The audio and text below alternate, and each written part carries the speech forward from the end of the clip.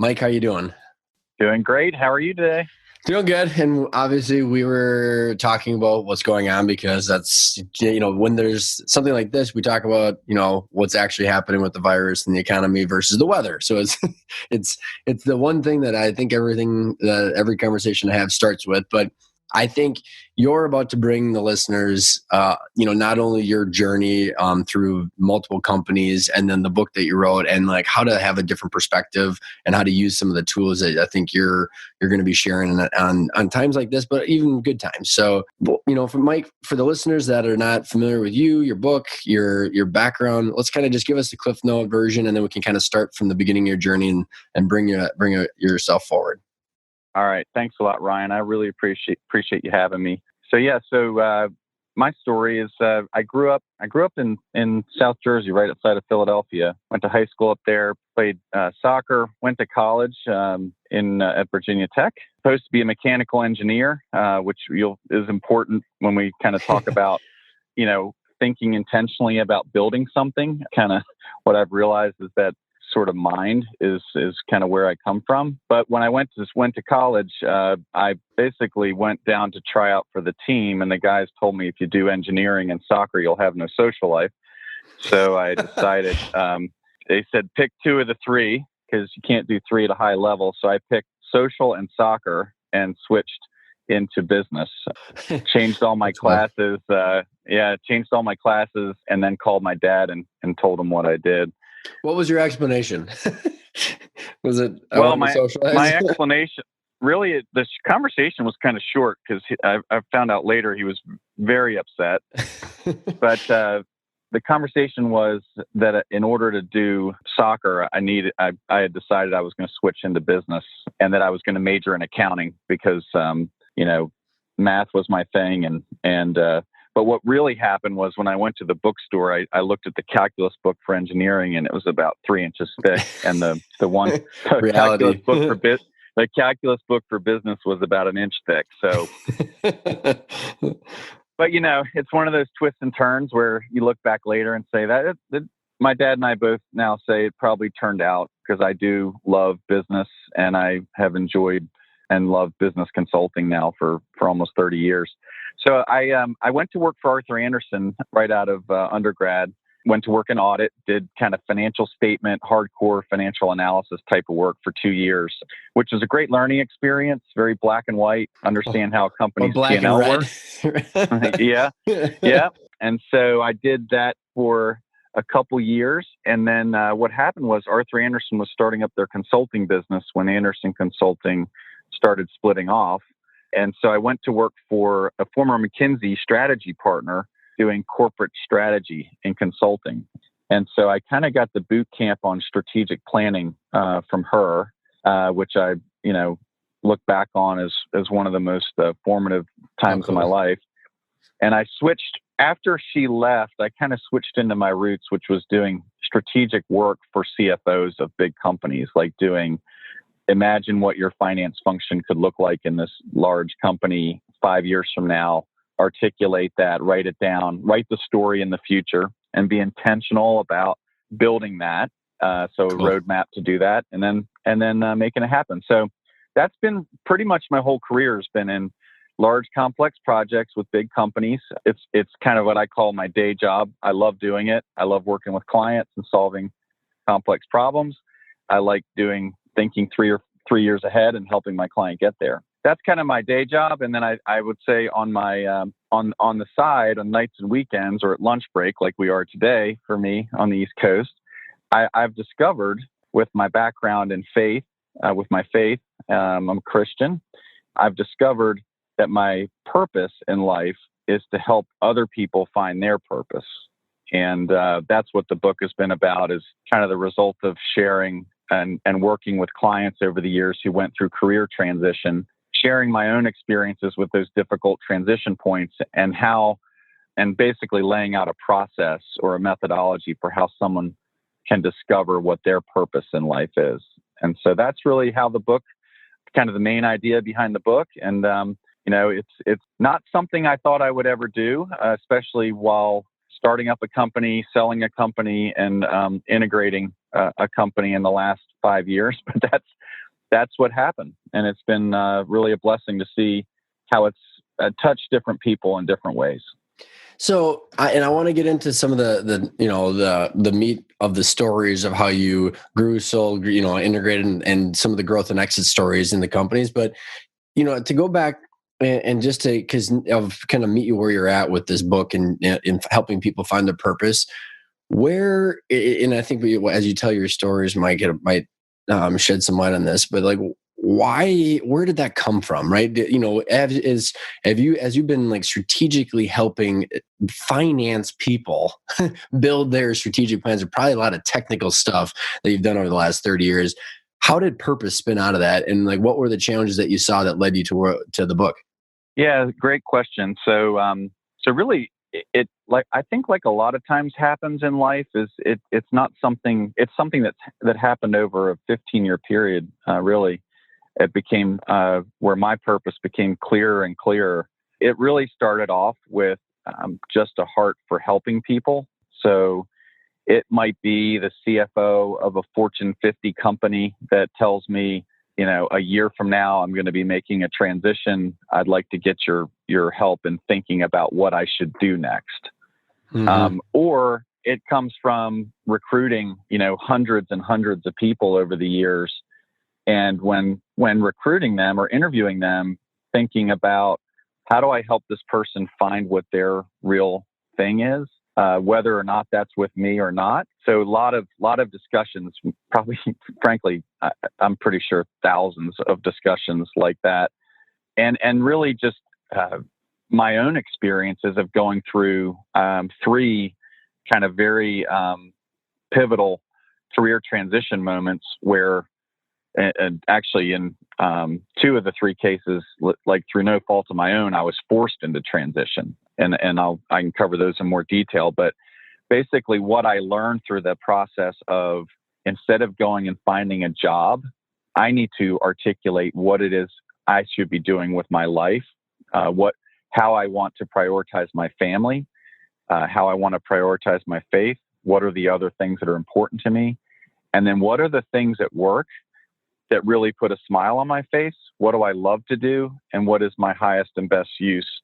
And then all of those things kind of mixed together, articulating, what you want to be about and what kind of legacy you want to leave, whether that be 3 years out or 30 years out. That's kind of where it came from. And I guess that's kind of the part of the story. The other part of the story is I'll tell you succinctly, and then you can ask me some questions about it. But I was working on a project in Costa Rica called One by One. It's where all the proceeds from the book are going to. It's a charity that we started with another family, the Wyatt family in San Jose, with a church that we helped start. And probably 8 years into the work we were doing down there, it's a soccer program for kids that can't afford to play on a soccer field. We sponsor the fields and the coaches. And so 8 years into that, my pastor down there pulled me aside and said he had a message for me.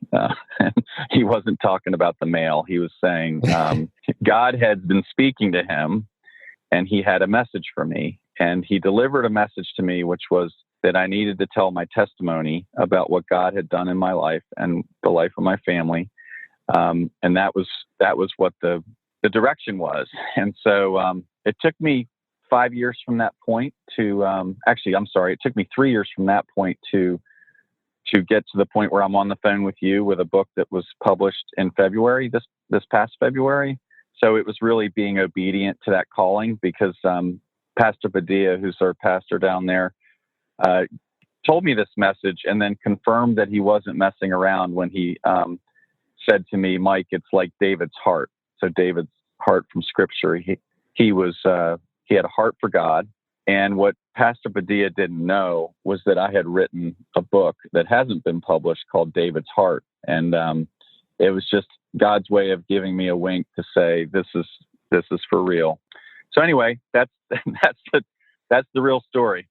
Well, and I want to dive into different parts of this, and from the actual mechanics of the growth and the sale of the companies, but then also the purpose and the emotional journey too, because what I find interesting, Mike, is, I started this podcast almost 4 years ago now, and it's called Life After Business because of what you just described. It's like there was so much of my purpose and my identity in the business, and then I was lost, and then there's also the money factor, right? And they are very integrated, I think. And then our whole goal at our business now is to help people be able to make those choices, but also quantify them. But I think it has to start with where you're talking about what the heck do you want? Because until you sit down and intentionally say, this is what I want from my life and my legacy and for all these different things are just going to happen to you. Right. And you're going to wake up afterwards. We woke up after the business. I was like, well, I wish I wouldn't have done all these things.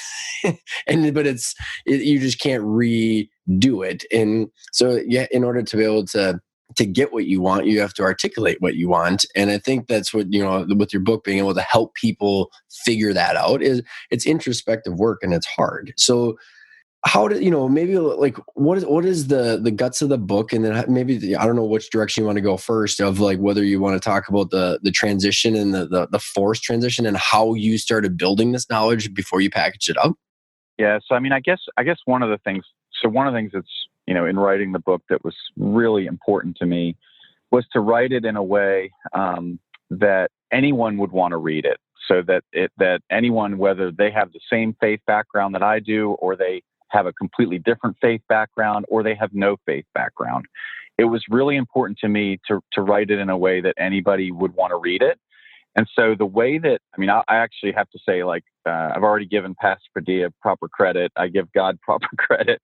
I'm going to give a lady named Janet Toma proper credit, because she was in the publishing industry with Thomas Nelson for 30 years. And she was the one that helped me really take the idea that I had and formulate the main idea, which is to help people find their purpose in life, and then to construct a book that someone would pick up and want to read cover to cover. So the way it worked out was, it starts off with a couple of stories. It actually starts off with the Enron story. So I was at Arthur Andersen and made partner, woohoo, big success.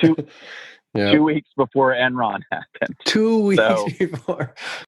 So when you talk about dealing with unexpected things in your life, that was kind of one of the first really big ones for me. Was, you're kind of at the top of the mountain, and then quickly you're tumbling down into the valley, right? You're you're going to be out of a job in 4 months.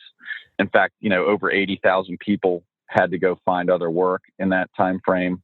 And then, so that's what I call the fire, right? Or another phrase in consulting we use is the burning platform. And what the burning platform means in business consulting is, until things get hot or stressful or tough, you're not really willing to change. You're not willing to change your business. You're not willing to change what you're doing personally. But when things get hot, you get pretty creative. And so that's kind of the fire. But what I have a passion for now is helping people not just go from the frying pan into the fire. So what I mean by that is, if you don't articulate what it is you're really looking for, you just go looking for another job. That's a binary decision. You find an opportunity, the company makes you an offer, and you either accept it or you don't. It's yes or no. What I'm laying out in the book is a process for articulating the requirements for your life that are not just about your work. They're about your family. Could be your faith, could be other things that are important to you personally, things you do in the community, your family, your friends. And then once you've articulated what success looks like in all those elements, then you go about looking for work. And so there's a novel idea, right? It is. It sounds really simple, no, but I love it. I will tell you, some of the smartest people I've ever worked with in my life have gone through the process of looking for a job and have not done this, and they end up going from one stressful job to another stressful job. Go ahead. Yeah. No, I was just going to say that's why 80% of the U.S. workforce, I think it's 80% of the U.S. workforce, according to Gallup, is unfulfilled in the work that they do. And to me, that is staggering. Oh, That's just what a staggering. You shame, think, right? well, you think about that. You think about the moms and the dads coming home at night and the way they show up for their families and not being happy in what they just did all day. It's really, it contributes to anxiety and depression and all these other things. So that's really where I've realized now that the book is completed, and I'm starting to see how people are processing it. But what's so cool, Ryan, is that no two people's story is the same once they go through this process. I don't say, hey, go do what I did. I say, be intentional about articulating what you need to do, what your unique gifts and talents are, what you have passion around, and then go be intentional about doing that. So that's kind of how the book was constructed and the way it worked out. And like I said, it was largely the credit of Janet Toma, who helped me architect that. And she made me do all the writing, but she did a really good job of editing, because I think I had about 800 pages written, and it's only a 205-page book. Yeah, pare it all back, right? Exactly. There's a lot of firewood there. So, yeah.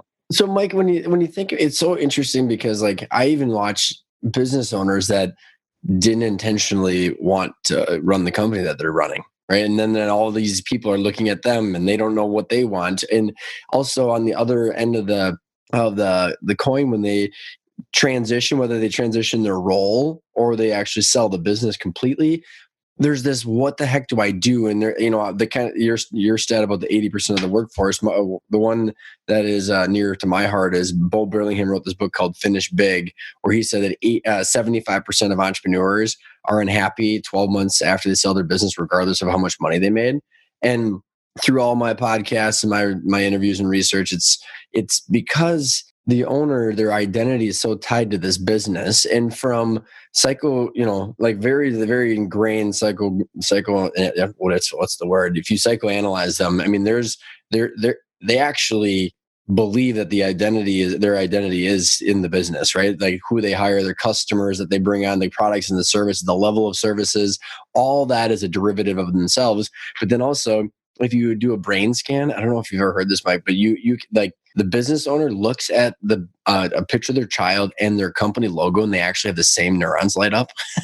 So it's true, and they've many times the owner just thinks about the balance sheet or the revenue or winning the next customer, but doesn't necessarily understand that probably a lot of the exercise that you discuss are things that they never did, and realize that they're getting fulfillment out of this business, this entity, this like living, breathing organism that is this community that they just, if to just have sever the ties to it, leaves like trauma, honestly, I think, for a lot of people, which then therefore there's a lot of people that I find stuck, which is a lot of the for the audience is, how do you get going? But it's starting where you're talking about, right? Where you have to figure out what you want first, and then where do you get that currently? And then how do you get that? How do you change it over time?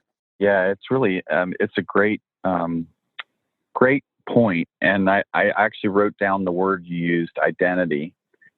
So I think one of the things that, frankly, I struggled with is, I was, at a point in my career, I was president of a $400 million company, about 1,000 people. And it had just kind of evolved that way over time. We had grown from 40 million to 400 million. We were having a lot of success. I was helping to grow and open new markets and new countries. And it was a great time. We had really good values, culture. But what started to creep in on me is my identity was tied to my title. In fact, my friends would jokingly call me El Presidente. They still call me that. But it was for the general, that was the other one. So part of what I think we have to watch out for is we have to ask ourselves the question, what is my identity tied to? So I don't think that there's anything wrong with part of someone's identity if it's part of their gifting is to be someone who is, in fact, it's one of the gifts listed in the Bible, Scripture, is leadership and administration. So there's not necessarily anything wrong with that. But if for me as a Christian business person, if my identity is in my title and my job first, and not my identity in Christ and Jesus, then that's where I've gotten off track. Mm-hmm. And that's where, we're just not going to find fulfillment from money. We're not going to find fulfillment from the success that comes with, or the accomplishment that comes with building a business and selling it. It's looking for the deeper meaning in what really, really brings us joy. And for some people that can be being in these major leadership roles. But I think that's why when people, if their identity is tied to their title and their job, then when that job goes away, they're lost. Oh, completely. And like feeling a sense of mourning for whatever it was that they had, because now you don't have this business card that your friends at the campfire can call you El Presidente, right? You were the past president.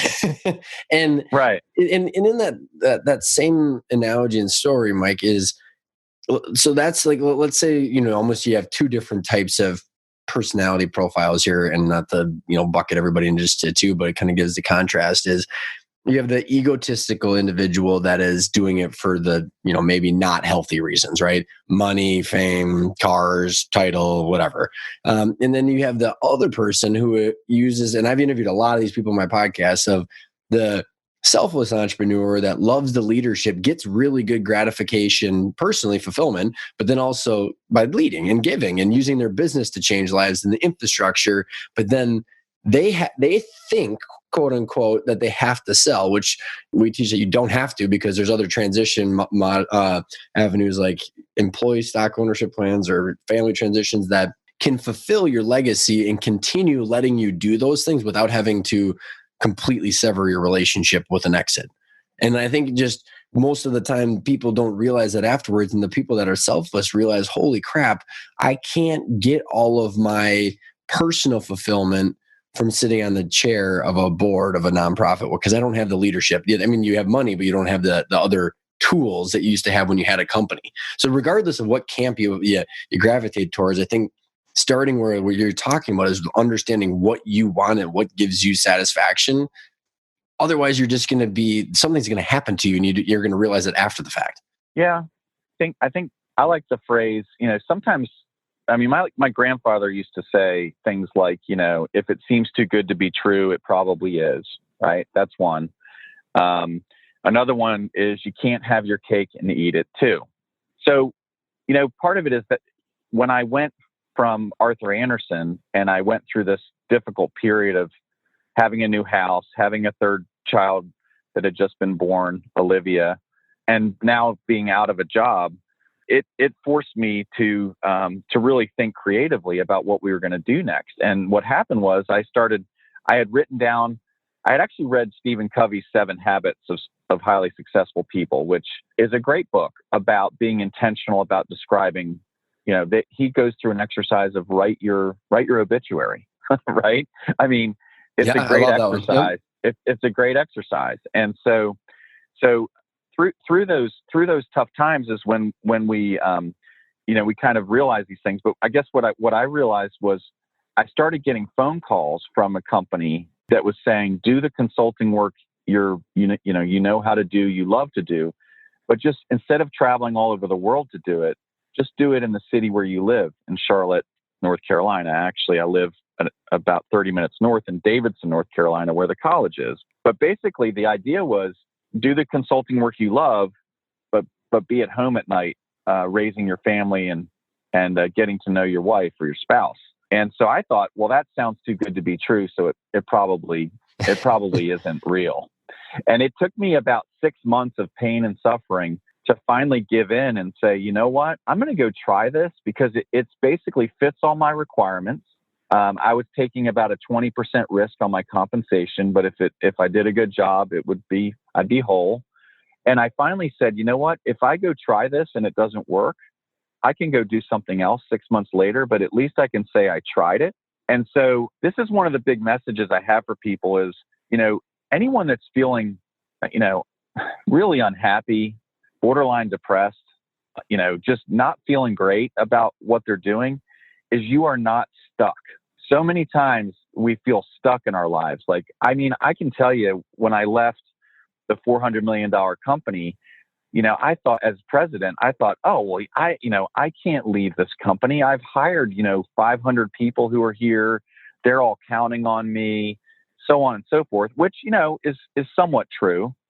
But the thing about it it's like, you know what? Those people were going to be fine. If I was really unhappy and very stressed out, I wasn't showing up for them the way I needed to. I needed to kind of get over myself and go figure something else out and not carry this burden like I was carrying it around. So anyway, it's really getting unstuck, I think, is kind of the key thing that I want to give people hope and encouragement around is you have control over this. You may not think you do right now, but you are in control of what you do. So there's a couple of things that I want to contribute to that statement because I think you're spot on with a lot of it, but there's some inherent challenges. So look, in just for clarification, Mike, so when you say you had the $400 million company and 1,000 employees, is that at the one I'm connecting some dots here that after you went and started consulting on your own that you grew it up to that, or is that, and maybe we can go back and fill in some of those gaps. I just wanted to clarify, like, when did you get to that point? Yeah. So let me I'll try to give you the fastest timeline I've ever given, but it's after I left Arthur Andersen, I went to a startup company called North Highland. We were 40 million, primarily in Atlanta, and then I helped open a market in Charlotte, and then we expanded across the U.S., UK, and then ultimately partnerships in Europe and Asia. That was what grew to 400 million. From that point, then I left there, and it's chronicled in the book. I left there and started my own company. I did realize that I really loved growing and building things. That's something that I get a lot of enjoyment out of looking back after having been a part of that. And so I went and started my own company. After about 3 years of that, Ryan, you and I think talked about this before we got on the phone. It's really, life is a balancing act. There's no such thing as a perfect situation. So when I started my own company, I loved it. I mean, I loved the startup. I loved the fire in the belly. I mean, if you don't go out and make things happen, your family doesn't, You're toast. your kids don't go to college, you lose your house, you go into debt. It's very motivating, but it's also very stressful, right? So, yeah, I hear you. So I think what happened with me during the next transition I made was from starting my own company called Independence Consulting. Was we ended up selling it to Point B, and really it was a group hire. They basically effectively hired all 10 of our people that we had grown to at that time, about a $3 million business. And the reason we did that was what we realized, my wife Kelly and I, was we didn't start the business because we wanted to have complete control and make millions of dollars. We started it because we wanted to create a special work environment and culture and values that was the kind of place that not only we wanted to work, but that we felt proud to promote to others. And what we realized after 3 years of the struggles of, debt financing, and are we going to sell part of the company to raise capital? How do you keep a $1 million payroll going? All of those things, we realized, what if we could accomplish culture and values and the reason we started it and join another firm that we think has that. And then instead of having 10 people, we'd have 1,000 people again, and we'd have more brothers and sisters to serve clients with. And that's really, we had that kind of, I call it aha moment, but then really I call it a daha moment. I said, there may be an easier way to accomplish what our real objectives are here without taking all the risk. That's when we moved to Point B, which is where I am now. Okay, that's awesome timeline, and I think this tees up what I was going to ask earlier in perfect context. I hope is all right. So, Mike, when you were doing that, you got a $3 million company, $1 million payroll, and you had your daha moment. And this is about what you just said earlier in the previous comment before the story of being people are not stuck, even though they might think they are. Can you describe to me your daha moment? What was going on? What created that environment for you to shift your mindset? Yeah, and you mean the one when we sold our company to Point B? Because you decided after that point, after whatever happened, like something happened mentally, or was it like the payroll or the vendor or a client or your kid or something happened where you said, did I hit on a couple maybe? No, I was starting to make the list. Like I said, everything in life is pros and cons. It's a balancing act. There's no perfection. So in the entrepreneurial world, yes, you have the stress of the payroll. You have the stress of, possibly, debt that you've taken on personally, signing a 3-year lease in our family's name and putting our house as the back for it, so on and so forth. But the reason I laughed is those things every entrepreneur knows. We live with those. But what really happened was about 1.5 years into our 3-year journey of starting our own company, I was goofing around in the office and I bounced on one of those yoga balls, that you sit on, supposed to sit on and exercise while you work. Yeah. And yeah. So this is like, high level strategy consultant here talking to you. Okay. So we had just finished a deliverable and I was goofing around with the team and I bounced on this yoga ball. I fell backwards and basically my head went from, standing position to hitting the back of my head on the concrete floor. And I was awake for about another hour, but then I don't remember 4 days after that. I had a brain bleed. I had brain swelling. It was pretty traumatic for my wife and my couple of my coworkers who were there. But basically, we had started a company and we were having some success. We had 2 big clients. Well, what happened? 4 days of I don't remember, with my wife in the hospital where they were about to take the top of my head off for a couple of days to relieve the pressure. Another 10 weeks of recovery, and then waking up, really kind of mentally waking up 2 weeks into this after the injury and going, oh, I don't have any clients anymore. I've got people that work with me. I've got a payroll, and I've got to, once I heal up here gradually over a 10-week period, I've got to get out there and start making hay again. We're all in big trouble. Mm-hmm. And so anyway, that next 1.5 years was, actually it was really productive. We did, after a 3-month period, go out there and land a couple of great new clients. We started getting things going again, and we were back at a point where we were breaking even and growing. And we got to that point, and we were thinking, in order to hire more people, we've got to raise capital. So we either take on debt or we sell part of the company. That's really what was going on in that time frame. That a shift in the mindset was, I'm a strategy person. I do scenario planning in my head. So Ryan, we were talking about this earlier. Like in situations like we're going through right now with COVID-19, I go to sleep at night. Usually I go to sleep early, like about 10 o'clock.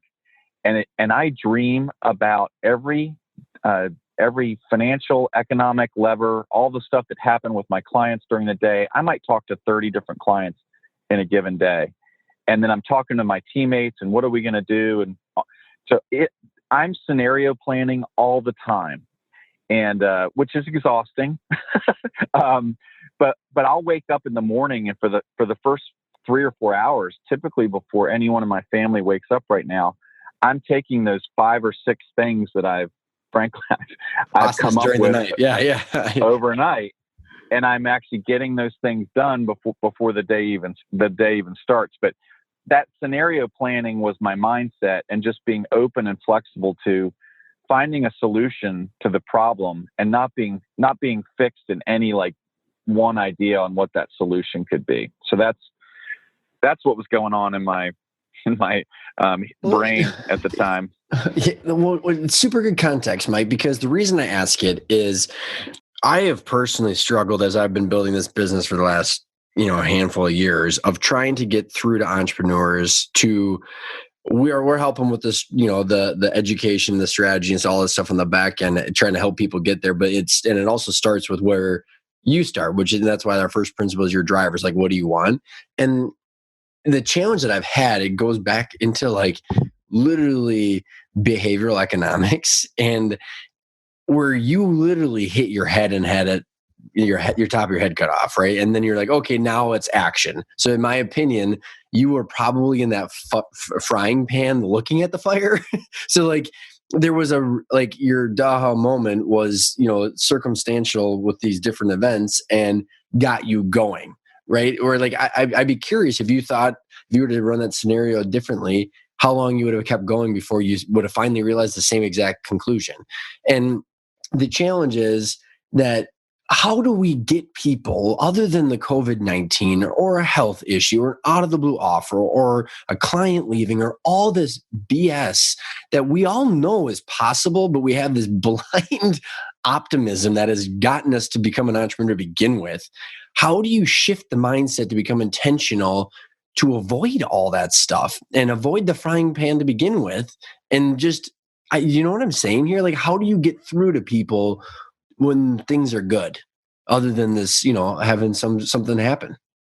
Yeah, I guess I guess for me, looking back on it, I would have to, if I could look back at myself in these situations and say, let's get real. Like if you could hold up a mirror, like I talk about a coach that I had in the book named Terry Lurson. And during one of these pivotal times, I thought things were going well. And what he was doing is he was holding up a mirror to me and he was asking me, basically, Mike, you think things are going well. Tell me about Kelly, your wife. How is she feeling right now? What does she think about what you're doing? Mm-hmm. And what if my answer to that was, you know what, Terry, I haven't really even talked to her about this. I don't want to worry her about that. And then we'd have a long discussion about why that is a bad practice in a marriage. Okay. Yeah, that's good point. Good point. So I think it's really like if we look ourselves in the mirror and we can say, I am happy, my family's happy, the people around me that I love are happy. If we can look ourselves in the mirror and that is the answer to that, then I think I'd say pass further work, as we used to say in audit at Arthur Andersen. But typically, if the statistics are real, and I believe they are from the individual conversations I've had with hundreds of people, is that 80% of people are not fulfilled. What we need to do is ask the deeper question: why am I doing what I'm doing? What is the ultimate purpose of what I'm doing? And if the answer to that is, sometimes we'll say things like, well, I need it. This is for my retirement. And this is an interesting one because retirement is, so I'm a student of the Bible. I try to be in there, every day. Doesn't always work out that way, but it's interesting because retirement is actually nowhere in Scripture. Yep. Yeah. Most of the people in Scripture, go down the list. Moses, for example, Noah. These are all people who were doing their best work in the last third of their career. Okay, so their career, which was like from the moment they were probably 12 years old until they died. So there was no like period of time where they just didn't do anything or quote retired and took on leisure activities. So I think it's one of the false mindsets that's happened. Totally agree with particularly you. in the United States, is that if we just sacrifice ourselves and build that entrepreneurial company and then sell it and we have a stack of money, that somehow then I'll be able to do the other things that I really find fulfillment from. Totally agree. And what I would love to, share with people is just that the things that we get passion and fulfillment around, you don't have to wait till you retire to do those things. Just try to do what you can now. So take a little bit of time and a little bit of money and put it into your passion projects. And by the way, the process that I lay out doesn't necessarily mean that at the end of that, you're going to change your job and you're going to go off and do something else. It just means maybe you're going to stay in your job, but you're going to have a different mindset about it. Maybe you're going to stay doing that thing because that's how you produce an income for your family, and you use that income to do other things that you and your family find passion and fulfillment from. Yep. So anyway, it could be just literally a mindset change. I think that false retirement mindset is part of what has hurt so many people in the last couple generations, that that quote retire, and then they typically don't live that long because they're not fulfilled and they're not busy and happy. And I agree with you, Mike. And I think there's so many studies coming out about our need for community and social engagement. Because, like, I mean, if we don't interact with others and have different situations, we don't have relativity and we don't have the ability to experience ourselves. And this is going way deep into my philosophical world, but like, you need interactions to be fulfilled and to understand more about who you are, to then therefore understand where you fit into the world. And like, so there's just so many things that I totally agree with you. And to go back to your looking in the mirror and the interesting behavior things that I have gotten to become familiar with, where like you have human beings that their sense of commitment, right? So like if you think about like your word, right, or like your people's ability to trust you and to rely on you and all these different things are great, right? And if you use in the right context. But when I look at the trap that a lot of entrepreneurs get themselves in, Mike, is you say, okay, well, I'm going to do this. I'm going to start this company, whether it was on accident or on purpose. And now I've got people looking at me. They're relying on me. I got vendors and suppliers and customers and banks and investors and all these people. The moment that I show a crack of weakness, the whole thing could come apart, right? I mean, like, and I'm generalizing here, but this happens a lot. So if someone agrees with you saying, I do want to look in the mirror, Mike, but who in the hell am I going to tell? Because if I don't want to do this anymore, the whole thing falls apart.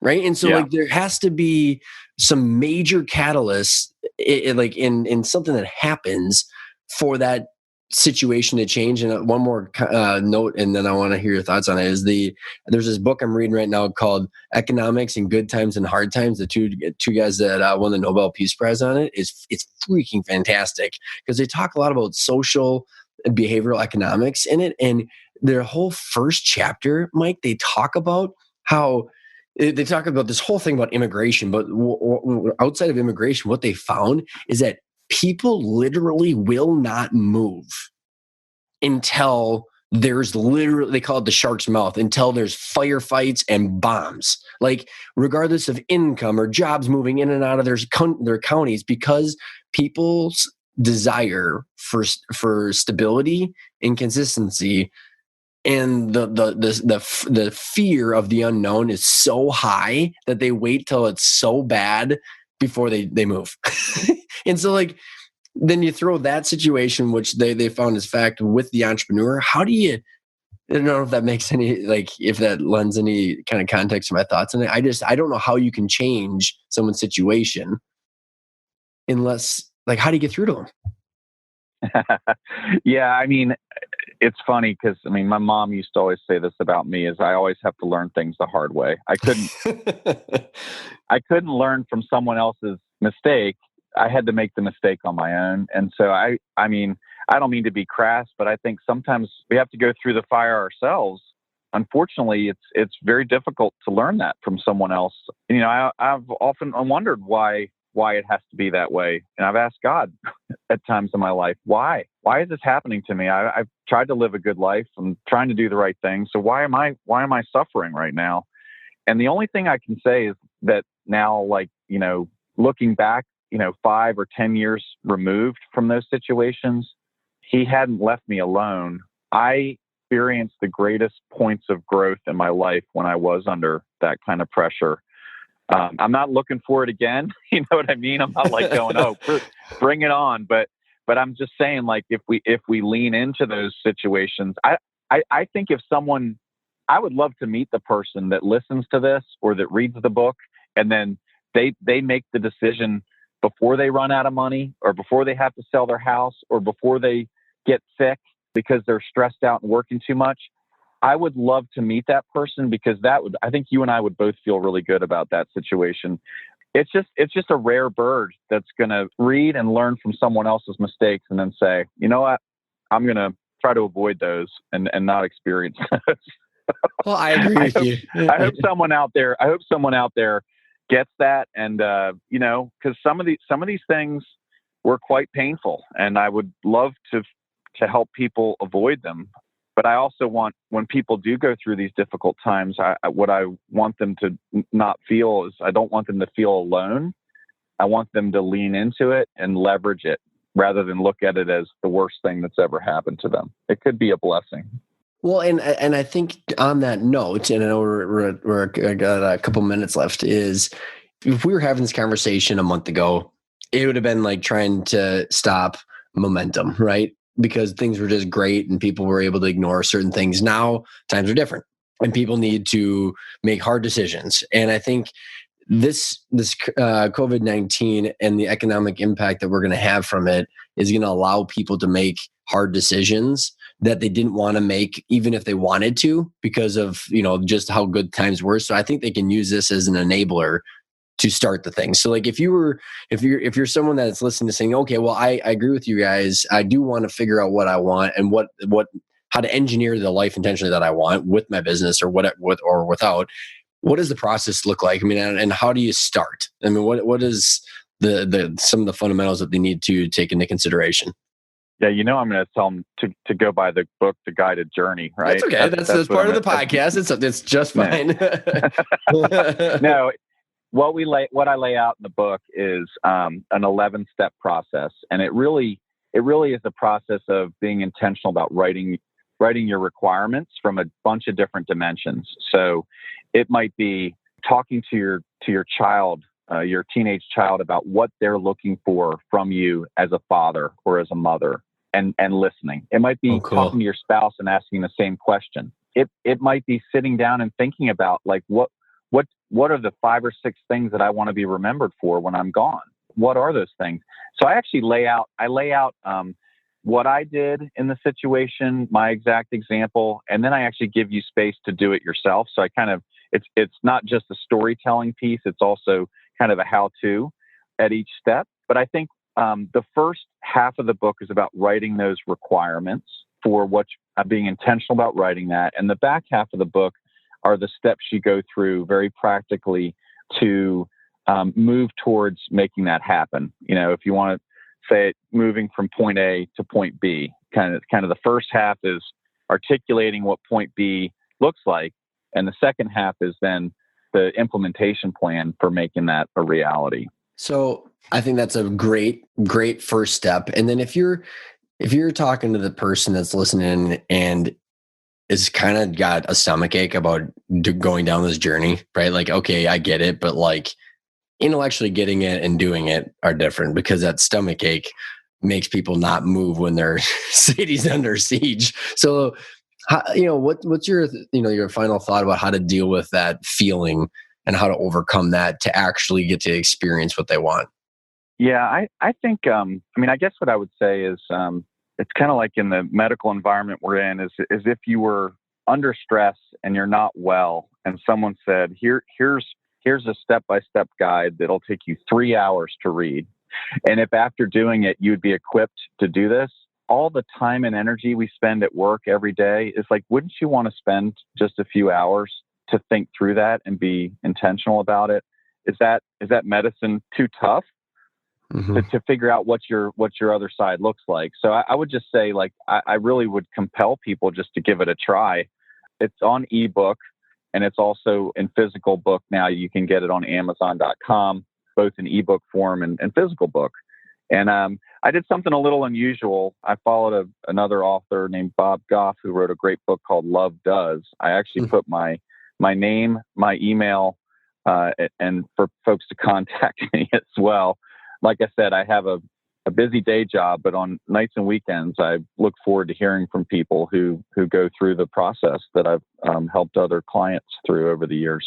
So what's the best way to get in touch with you then? The best way is mike.g.lee@theguidedjourneybook.com. And we have a website called theguidedjourneybook.com. But really, before the book got published, we were selling books on that site. The site is more of a blog now, because people can get the book directly from their all online retailers. They can get it, and then it's in many bookstores as well. And then the ebook is also at a reduced price. Mike, I appreciate you coming on, sharing your wisdom and your experience. And I think if people need to spend this time reflecting, because I think coming out of this, you're going to have to put some effort in no matter what. So I appreciate you coming on the show. You got it. It was great talking with you. Have a great day.